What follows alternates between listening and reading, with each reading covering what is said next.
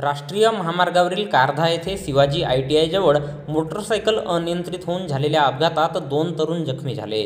भंडारा तालुक्यातून जाणाऱ्या नागपूर रायपूर राष्ट्रीय महामार्गावरील शिवाजी ITI कारधाजवळ दिनांक 4 ऑक्टोबर रोजी दुपारी 1:45 दरम्यान मोटरसायकल अनियंत्रित होऊन झालेल्या अपघातात 2 तरुण जखमी झाल्याची घटना उघडकीस आली आहे. जितेंद्र सुखदास शेंडे वय 35 वर्षे आणि लीलाधर जयपाल मेश्राम वय 38 वर्षे दोन्ही राहणार आमगाव दिघोरी अशी जखमींची नावे आहेत. ते मोटरसायकल क्रमांक MH36 AQ 2174 ने कारधावरून स्वतःच्या गावी जात असता शिवाजी ITI जवळ त्यांची मोटरसायकल अनियंत्रित झाल्याने ते रस्त्यावर आदळले.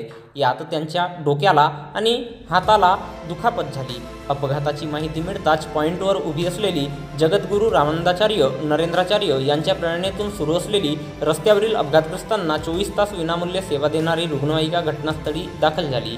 सदर रुग्णवाहिकेतून रुग्णवाहिका चालक प्रमोद मोहतुरे यांच्या मदतीने अपघातातील जखमींना जिल्हा सामान्य रुग्णालय भंडारा येथे उपचाराकरिता दाखल करण्यात आले आहे. येथे त्यांच्यावर उपचार सुरू आहेत.